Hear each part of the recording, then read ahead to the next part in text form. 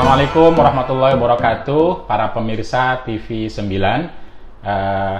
Mudah-mudahan kita semua mendapatkan berkah, terus iman, Islam, dan tentu saja memperoleh imunitas kesehatan agar mampu melampaui pandemi ini dengan cara yang sehat, baik, dan tentu saja keluarga kita tetap bisa sakinah, mawaddah, maslahah, bahagia, dan membahagiakan. Masya Allah, luar biasa, terima kasih Yai. Nah, ini mungkin kita bisa dijelaskan terlebih dahulu mengenai keluarga yang maslahah. Ini kalau sakinah, mawaddah, warahmah kita sering dengar nih Yai. Tapi kalau keluarga yang maslahah mungkin ada beberapa yang masih belum dengar. Boleh diuraikan sedikit konsepnya mengenai keluarga yang maslahah? Silakan Yai. Oke.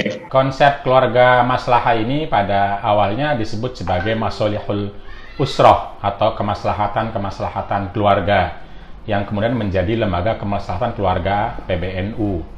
Jadi keluarga maslahah ya kalau mau secara sederhana pemahamannya mengambil dari kata maslahah itu sendiri, di mana kita tahu NU itu slogannya al-muhafadzatu 'alal qadimis sholih. Jadi istilah sholih, aslah, maslahah itu istilah yang sering kali dipakai oleh Nahdlatul Ulama dan masyarakat atau Jam'iyah Nahdiyin. Karena itu kata kuncinya adalah kemaslahatan itu sendiri. Jadi keluarga maslahah adalah keluarga yang seluruh anggotanya mampu berperilaku, berpandangan, menghadirkan kemaslahatan, yang artinya kebaikan, untuk diri maupun pasangan, seluruh anggota keluarga, dan tentu saja lalu masyarakat yang lebih luas lagi. Dan ini tidak mungkin terjadi jika tentu saja relasinya tidak sakinah, mawaddah, warahmah. Jadi sakinah itu tentu menjadi bagian integral, tetapi NU ingin lebih dari itu. Kalau sakinah masih terkesan ke dalam, jadi bahagia di dalam, tenang di dalam keluarga. Nah, maslahah itu ada tuntutan lebih besar lagi bagaimana keluarga ini menjadi unit terkecil yang memberi kebaikan kepada masyarakat dan bangsa Indonesia.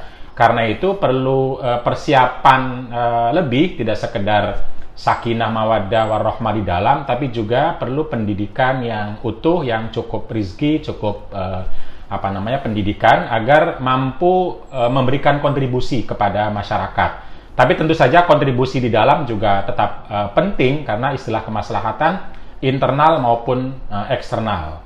Itu kira-kira secara umum. Jadi ngambil dari istilah maslahah, kemaslahatan, bahwa setiap pribadi, setiap orang, baik dalam relasi suami istri, marital, maupun relasi familial yang lebih besar antar seluruh anggota keluarga, berpikir, berperilaku, dan melakukan sesuatu yang akan mendatangkan, menghadirkan kemaslahatan kepada diri, keluarga, masyarakat, umat, maupun bangsa dan dunia. Itu kira-kira. Baik ya, itu mengenai konsep dari keluarga maslahah. Nah, mengenai konsep keluarga maslahah sendiri mulai dikenal dalam masyarakat Nahdlatul Ulama dan masyarakat Indonesia khususnya, itu sejak kapan sih Yai? Konsep ini pertama kali dikenalkan oleh PBNU kalau tidak salah pada tahun 70-an ketika pemerintah Indonesia menghadapi tantangan besar di mana banyak keluarga yang anaknya banyak, gizinya buruk, sekolahnya sulit, diajak untuk masuk sekolah tidak mudah karena keterbelakangan tertentu, bisa sosial, bisa ekonomi, dan kesadaran. Lalu berbagai komponen bangsa, diantaranya ulama, itu diajak untuk terlibat bagaimana menyelesaikan problem ini. Nah, PBNU itu saat itu MUI mungkin secara langsung diminta untuk bicara soal KB atau keluarga berencana. Sementara PBNU sendiri ingin memiliki konsep yang lebih utuh bagaimana memberikan konsep kepada pemerintah di satu sisi dan juga masyarakat Indonesia di sisi yang lain, terutama untuk konteks keluarga NU sendiri, memiliki sebuah konsep yang memang basisnya kuat agar keluarga itu betul-betul maslahah di dalam dirinya dan juga maslahah keluar dari dirinya. Lalu saat itu muncullah konsep keluarga maslahah dan dikenalkan ke publik dan diterima secara baik oleh pemerintah. Bahkan kalau tidak salah justru konsep itu yang digunakan oleh pemerintah ketika dikenalkan ke berbagai negara di dunia ketika berbicara tentang keterlibatan ulama terkait dengan keluarga berencana itu sendiri. Karena itu Indonesia dianggap sangat berhasil terkait keluarga berencana. Salah satu dukungan utamanya adalah dari PBNU. Masya Allah, luar biasa sekali. Ini lebih dari sekedar konsep keluarga berencana. Ya, jauh lebih dari itu. Karena dalam keluarga maslahah Kiai Haji Aliyafi saat itu dan Kiai Haji Sahal Mahfud itu merumuskan tentang konsep maqasidus syariah yang 5 itu, terutama hifdzun nasl. Jadi hifdzun nasl yang dulu sekedar perlindungan keluarga artinya menikah, itu dibikin konsep yang sedemikian rupa bagaimana perlindungan keluarga itu artinya melindungi kesehatan reproduksi, melindungi perempuan, melindungi laki-laki, melindungi anak, dengan seluruh kepentingan-kepentingan yang membuat keluarga itu betul-betul menjadi maslahah. Jadi diambil dari konsep besar hifdzun nasl itu. Nah, bagaimana ini ya kemudian ketika kita melihat dari permasalahan-permasalahan yang saat ini timbul, ini tentu banyak sekali konflik-konflik keluarga, mulai dari KDRT, kemudian keluarga yang diterpa isu-isu yang luar biasa seperti radikalisme, ideologi, dan lain sebagainya. Nah, kemudian bagaimana konsep keluarga maslahah dalam menghadapi isu-isu seperti ini, Yai? Silakan. Ya, sebenarnya kalau di NU kita punya karakteristik sosial atau masyarakat Ahli Sunnah wal Jamaah An-Nahdiyah, yaitu tawasud, tawazun, tasamuh, i'tidal itu. Tetapi karena kan sudah dibicarakan, sebelum bicara itu saya ingin bicara dulu terlebih dahulu dari konsep keluarga maslahah itu sendiri. Yaitu konsep keluarga maslahah itu sendiri karakteristiknya yang paling utama adalah 4. Dari 4 karakteristik ini sesungguhnya ingin menjadi model ketika berhadapan segala problem baik internal maupun eksternal. Yang pertama adalah 4 itu yang pertama adalah suami istri yang soleh dan solehah. Jadi karakteristik yang pertama adalah bagaimana relasi suami istri kedua belah pihak adalah menjadi pribadi yang soleh dan juga solehah. Artinya adalah baik tentu saja, lalu berbakti satu sama lain, berpikir untuk berbuat baik, tidak menafikan atau menegasikan, kebaikannya diusahakan bersama, dikelola bersama, dan diperoleh bersama. Jadi dalam konteks relasi suami istri, kedua belah pihak menjadi suami yang soleh dan istri yang solehah. Yang kedua adalah relasi orang tua dan anak yang disebut dengan istilah anak-anak dan orang tua abror, di mana anak-anak berusaha tentu saja menjadi orang baik kepada orang tuanya, dan orang tua menjadi orang yang baik kepada anaknya, sehingga mereka tercipta sebuah relasi yang satu sama lain saling mendukung untuk kebaikan keluarga maupun kebaikan masyarakat. Yang ketiga adalah karakter al-isyrah bil ma'ruf atau pergaulan yang baik. Pergaulan yang baik ini titik tekannya dari keluarga ke luar. Keluar artinya ketika bergaul sama tetangga, bergaul sama masyarakat, berorganisasi. Eksternal. Karena dengan asumsi ketika relasi suami istrinya sudah baik, relasi orang tua anaknya sudah baik, maka tuntutan berikutnya adalah relasi dengan pihak eksternal. Yang keempat adalah tentu saja ini tidak mungkin terjadi jika keluarga tidak memiliki kapasitas yang cukup, terutama dalam konteks ini rezeki, ekonomi, dan kesehatan. Jadi kecukupan rezeki menjadi penting dalam konsep keluarga maslahah, terutama kebutuhan yang paling utama, makan, pangan, dan sandang, lalu kebutuhan lain sekarang mungkin berkembang, pendidikan, dan lain sebagainya. Itu penting untuk diperhatikan, dipenuhi, karena itu nanti pengelolaan keuangan keluarga menjadi penting, pengelolaan kebutuhan keluarga menjadi penting. Nah, LKKPBNU memberikan pelatihan-pelatihan dan kelas-kelas terkait dengan isu bagaimana kecukupan rezeki ini bisa dikelola secara baik agar karakter yang ketiga, kedua, dan kesatunya bisa terlaksana dengan baik.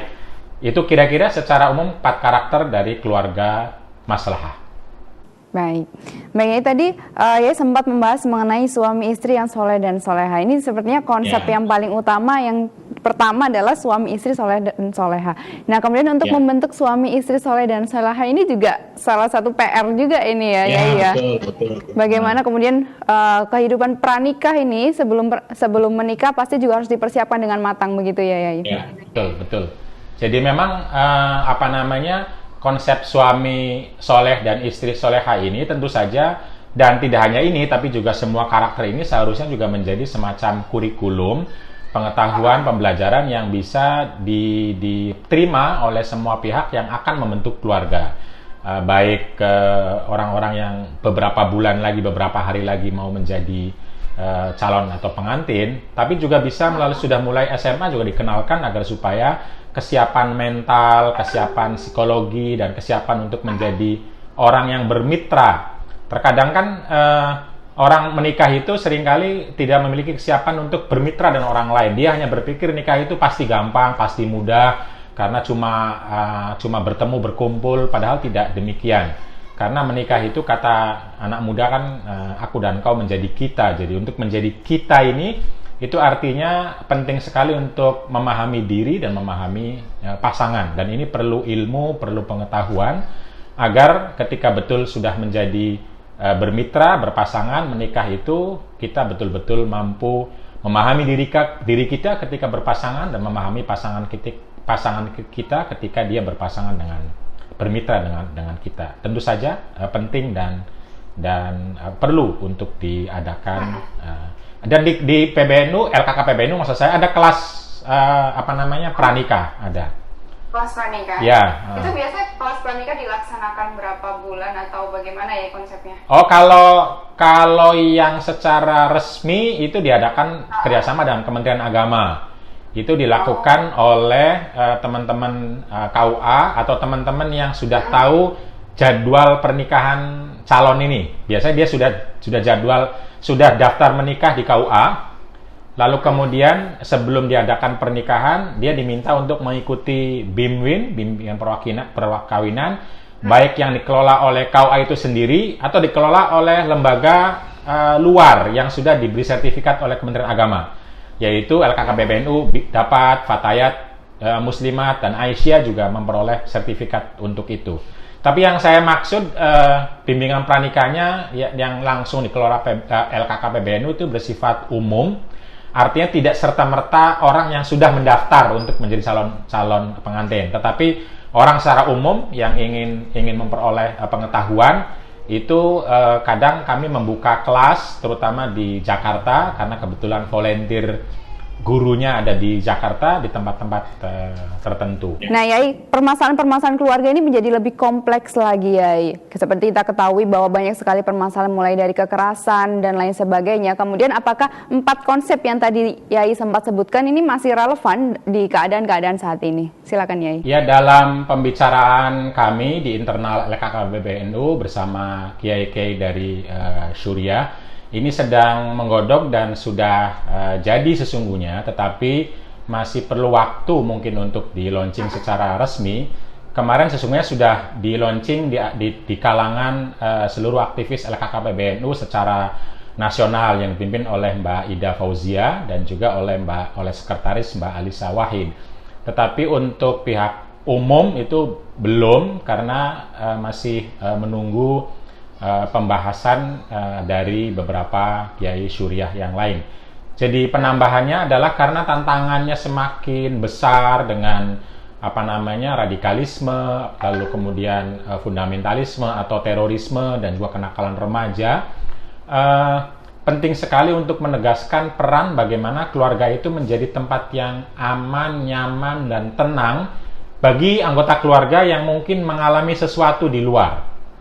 Karena itu ada karakter lain adalah bagaimana keluarga menjadi sumber ketenangan bagi keluarga, sehingga ketika mengalami sesuatu di luar dia ke dalam tenang, nyaman, dapat orang. Nah, ini salah satunya tentu saja untuk mengembalikan pada amalan-amalan ibadah NU, mulai dari zikir, sholat, dan lain-lain, bagaimana bisa meningkatkan ketenangan, kenyamanan sebagai anggota keluarga. Ketika terjadi emosi, itu ada ventilasi, ada tempat membuang emosi yang itu ada dalam unit keluarga. Jadi akan didorong bagaimana keluarga menjadi salah satu ventilasi emosi, baik yang terjadi di dalam maupun di luar terutama. Karena sekarang sudah banyak orang keluar, aktivitasnya di luar, kerja dan relasinya banyak di luar. Ke dalam jangan sampai malah justru semakin emosi semakin tinggi.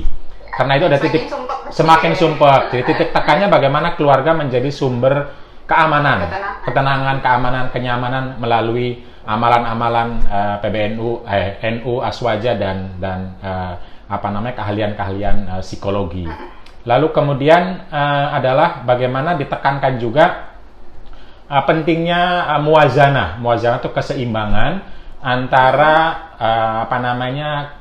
ibadah dan dunia, antara hak berkeluarga dan hak bermasyarakat, antara berorganisasi dan keluarga. Ini kan semua orang sudah terlibat dengan kegiatan di luar, tapi juga bagaimana itu bisa diseimbangkan sehingga tidak semua waktunya habis untuk di luar, atau mungkin habis di dalam sehingga tidak punya relasi di luar. Itu penting sekali menanamkan nilai muwazanah.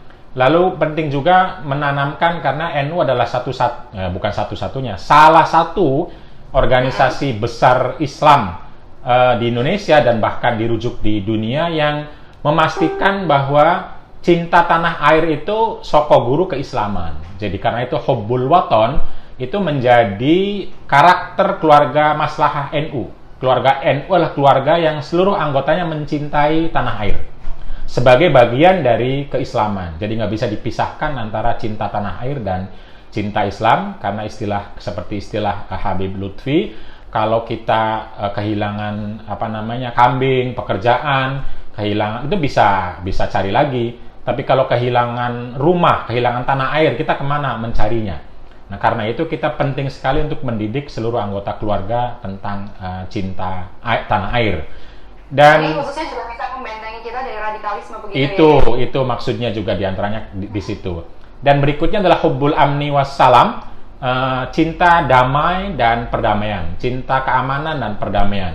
Ini tentu saja untuk mendorong dan membuktikan bahwa NU adalah masyarakat yang memiliki cinta dan citra kerjasama dengan siapapun, dan bersedia menjadi pihak yang aktif untuk mewujudkan perdamaian di berbagai belahan dunia, termasuk tentu saja di Indonesia, sehingga segala perilaku kekerasan, terorisme adalah sesuatu yang tidak menjadi bagian dari NU sama sekali. Dan terakhir, atau yang ke-9, yang ini masih baru tetapi sudah menjadi citra dan ingin dibesarkan di NU, adalah cinta lingkungan, Mbak, hubbul bi'ah. Jadi cinta lingkungan sudah masuk nomor 9. Jadi itu sedang dikembangkan oleh Lakpesdam, dan ada juga badan khusus tentang pengembangan lingkungan hidup di PBNU, di mana PBNU secara organisasi dan tentu saja akan mengajak seluruh masyarakat NU terutama sudah bisa menanamkan cinta lingkungan sejak dari keluarga. Masya Allah, luar biasa. Ini sangat lengkap sekali paketnya, komplit begitu ya dari internal, eksternal, bahkan lingkungan dan alam kita.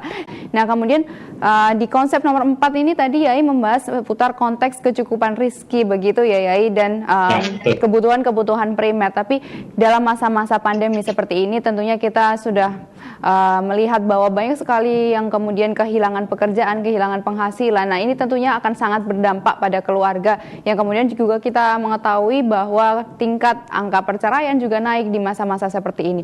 Nah, kemudian harus bersikap seperti apa ya di masa-masa pandemi seperti ini untuk tetap menjaga keutuhan keluarga? Silakan ya. Ya, pertama mungkin sikap ke internal terlebih dahulu yang bisa diambil dari inspirasi muwazanah itu. Jadi kita mampu menyeimbangkan antara pada saat pandemi apa sih yang sebetulnya kebutuhan dan apa yang itu adalah keinginan. Jadi karena itu pada saat kita tidak memiliki pemasukan sama sekali, maka pastikan yang kita perlukan adalah betul-betul kebutuhan dan bukan keinginan. Dan tentu ini perlu dibicarakan bersama dengan keluarga, dengan anak-anak untuk mencapai kesepakatan dan diterima dengan baik bahwa yang kita perlukan adalah betul-betul kebutuhan. Dari sisi makanan misalnya, pakaian kalau memang itu bukan kebutuhan tidak perlu dibeli, tidak perlu dicari. Apalagi sekarang tentu saja orang dengan gadget bisa berselancar mencari berbagai hal. Nah, itu perlu dijaga bahwa itu bukan saatnya, dan sekarang kita perlu bicara tentang kebutuhan. Tentu saja lalu berikutnya adalah dalam konteks eksternal. Bagaimana memenuhinya ketika kita tidak punya penghasilan. Nah, ini penting sekali, mungkin seluruh anggota keluarga diajak untuk mencari relasi. Baik relasi keluarga, siapa yang mungkin bisa membantu atau bisa meminjami, menghutangi yang tanpa bunga tentu saja. Tapi juga penting ada jaringan negara. Kita tahu bahwa negara telah memberikan berbagai bantuan-bantuan, baik dari mulai kabupaten kota, lalu provinsi, lalu pusat, itu kita harus tahu, aware, dan kita pastikan kita memperoleh bagi orang yang tidak memiliki kecukupan. Dan ketika ini tidak ketemu, tentu saja jaringan pertemanan harus dimainkan karena kita tidak mungkin hidup tidak makan, tidak memenuhi kebutuhan. Nah, karena itu penting sekali memahami jaringan negara, jaringan atau pemerintah, jaringan pertemanan, jaringan saudara, sehingga kita tahu kepada siapa kita bisa memperoleh bantuan atau memperoleh pinjaman yang dapat mencukupi lagi-lagi kebutuhan kita, bukan keinginan kita, agar supaya kita tidak tambah masalah dengan membengkaknya keinginan. Saya kira itu secara umum, Mbak. Baik, Kiai. Berarti memang harus bekerja keras, harus tetap berusaha meskipun di saat-saat seperti ini, begitu ya, Kiai? Ya, tentu saja di samping tetap mencari kemungkinan pekerjaan, karena ini masa-masa di mana disrupsi, kadang orang terpikirnya pekerjaan hanya yang konvensional, yang di pabrik, yang mungkin bertani, padahal sekarang banyak sekali pekerjaan yang tanpa disangka-sangka itu merupakan pekerjaan, misalnya melalui online ini, bikin video, bikin meme, out of the box. Sekarang itu banyak orang bikin konten-konten video sederhana, lalu diupload, dia menjadi pekerjaan dan akhirnya memperoleh penghasilan. Baik, itu untuk pemirsa di luar sana yang sedang terdampak mungkin ya bisa diikuti nasihat-nasihat dari Yai. Nah, kemudian yang menarik juga nih Yai, tadi poin ke-9 adalah cinta lingkungan. Ini menurut saya sangat menarik, kemudian cinta lingkungan menjadi keluarga yang maslahah. Bagaimana kemudian konsep cinta lingkungan ini bisa menjadikan kita menjadi keluarga yang maslahah? Ini seperti apa sebenarnya korelasinya Yai? Ya, itu kan dia mengambil dari semangat Islam itu sendiri yang rahmatan lil alamin. Jadi para kiai pada saat bertemu dengan kami itu menekankan bahwa bagaimana Islam rahmatan lil alamin itu hadir di masyarakat NU terutama sejak dalam keluarga. Bahwa kita akan memberikan kerahmatan kasih sayang kepada semua alam, dan artinya adalah lingkungan, sejak dari keluarga. Jadi keluarga maslahah adalah keluarga yang memberikan kemaslahatan kepada lingkungan, sehingga perilakunya dan cara pandangnya adalah cara pandang yang ramah dan memberikan kebaikan kepada lingkungan, yang pada akhirnya dia menjadi baik lagi kepada kita. Ketika kita baik kepada lingkungan, lingkungan akan memberi kebaikannya kepada kita. Nah, pada saat ini terjadi berbagai problem lingkungan itu karena manusia yang rakus, atau kalaupun tidak rakus, dia tidak tahu bagaimana cara berelasi dengan lingkungan, justru dengan cara-cara yang menghancurkan lingkungan. Jadi sekarang PBNU sudah memiliki program bagaimana mengelola sampah dari rumah misalnya, walaupun belum masif ya, tapi sudah mulai beberapa pesantren diundang untuk uji coba merintis. RMI dengan Gus Rozin, Robitotul Mahad Islamiyah itu sudah merintis berbagai pesantren yang bisa mengelola sampahnya sendiri, lalu bisa mengelola seluruh tanah-tanah yang ada di sampingnya, sehingga lalu kita bisa memperbanyak oksigen, memperbanyak tumbuh-tumbuhan, lalu panasnya alam atau gas alam dan ozon ini tidak lagi menjadi ancaman kalau semua pihak berkontribusi dan bekerja sama, mulai dari kesadaran dari rumah kita sendiri di dalam rumah, suami, istri, ayah, orang tua, dan jika kesadaran itu ada pada setiap rumah, insya Allah alam akan lebih ramah lagi, dan kita akan memperoleh kebaikan dan kemaslahatan dari alam sekitar lebih baik lagi dan lebih banyak lagi. Baik, berarti ini sebenarnya adalah konsep hubungan timbal balik begitu ya, ketika kita baik maka kita juga akan mendapatkan hal yang baik. Nah, kemudian ketika sudah mendapatkan keluarga yang maslahah, amin ya rabbal alamin ya, ini kemudian berarti keluarga maslahah ini, keluarga sakinah tidak menggantikan term keluarga maslahah, atau keluarga maslahah tidak menggantikan term keluarga sakinah? Tidak. Cuma sebenarnya untuk semacam memberi kesadaran atau mengubah kesadaran. Karena selama ini konsep sakinah hanya dipahami sakinah di dalam relasi. Tapi begitu kata maslahah diharapkan sakinah adalah bagian penting, tapi juga kita punya misi, kita punya risalah, kita punya tanggung jawab, kita punya mandat untuk memberikan kebaikan di dalam dan di luar. Jadi karena itu term maslahah dihadirkan untuk menekankan kesadaran pentingnya kemaslahatan, pentingnya kebaikan baik di dalam maupun di luar. Jadi sesungguhnya boleh saja masih menggunakan term sakinah kalau dikaitkan kemaslahatannya. Cuma kami menggunakan term maslahah untuk memberi kesadaran baru bahwa kebaikan itu harus kita upayakan, harus kita lakukan di dalam dan di luar seluas-luasnya. Jadi tidak hanya tingkat RT, RW, tapi bahkan dalam konteks dunia. Nah, sakinah kan sementara dipahaminya belum ke sana. Tapi dengan term maslahah diharapkan bahwa NU atau keluarga NU, Anda itu sekarang berada dalam mungkin desa, tapi dia desa besar untuk dunia. Jadi apa yang Anda lakukan itu mempengaruhi ozon, mempengaruhi negara lain, mempengaruhi dengan cara lebih luas. Jadi kesadaran itu penting sekali agar kita memiliki seperti sekarang itu kan sebenarnya kita semua merasakan kerentanan bersama. Tidak ada orang yang paling kuat, paling hebat dalam konteks COVID ini. Semua orang rentan, mau di Amerika, di Eropa, di kita. Nah, karena itu kesadaran saling rentan ini penting dirasakan agar supaya kita saling menjaga dan saling memenuhi. Jadi memakai masker misalnya, itu kan bukan hanya untuk kita tapi juga untuk orang lain. Tentu saja tidak sekedar masker, tapi kesadaran bahwa kita sama-sama rentan, siapapun kita, mau usia berapapun, kita pun sama-sama dituntut untuk saling memenuhi, saling menjaga, saling memberikan kesehatan. Jadi maslahah itu ternyata sudah sejak awal dipikirkan ke arah ke sana yang seperti sekarang itu. Jadi konteksnya kira-kira itu Mbak Dania. Baik, ternyata jadi masalah ini jadi lebih luas daripada sakinah begitu ya, tapi tidak menggantikan term sakinah sendiri itu. Baik. Nah pemirsa, tadi kita sudah membahas mengenai bagaimana konsep keluarga maslahah. Nah kali ini kita akan membahas bagaimana sebenarnya kiat-kiat untuk mewujudkan keluarga yang maslahah. Nah ini Yai ini pasti bisa memberikan tips and trick. Nah bagaimana? Silakan Yai. Ya, tips yang paling utama sesungguhnya adalah keteladanan yang paling utama. Artinya adalah sebelum kita menuntut atau meminta orang lain untuk maslahah, kita sendiri mulai dengan sebagai orang pribadi yang maslahah. Dalam bahasa diri kita sendiri, dalam bahasa Pemeo Arab itu kan faqidus syai'i la yu'tihi. Kalau kita tidak punya, kita tidak bisa memberi kepada orang lain. Jadi karena itu keteladanan menjadi penting sebagai suami kepada istrinya, sebagai istri kepada suaminya, lalu orang tua kepada anaknya tentu saja, dan seterusnya dan seterusnya. Jadi karakter yang 9 itu mari kita mulai sedikit demi sedikit, mulai dari diri kita, lalu kita ajak anggota yang lain dan seterusnya sampai kepada di luar keluarga. Saya kira itu yang paling utama. Tapi tentu saja LKK PBNU juga lagi berusaha keras bagaimana mendakwahkan, mensosialisasikan nilai-nilai ini sehingga sampai ke seluruh masyarakat, terutama jamaah atau warga NU di Indonesia. Jadi kita program-program khusus ya dari LKK. Ya, kita lagi merintis di beberapa provinsi sudah jalan cukup baik.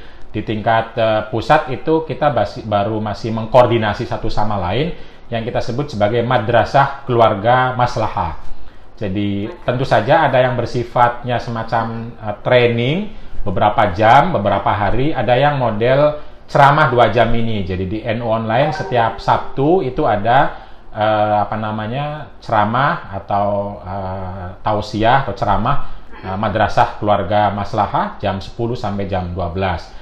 Di Jakarta di beberapa komunitas itu ada semacam training di RPetra itu semacam pertemuan 3 sampai 6 jam tergantung kemampuannya untuk mengenalkan juga mengkonseling problem-problem keluarga dengan pendekatan keluarga maslahah.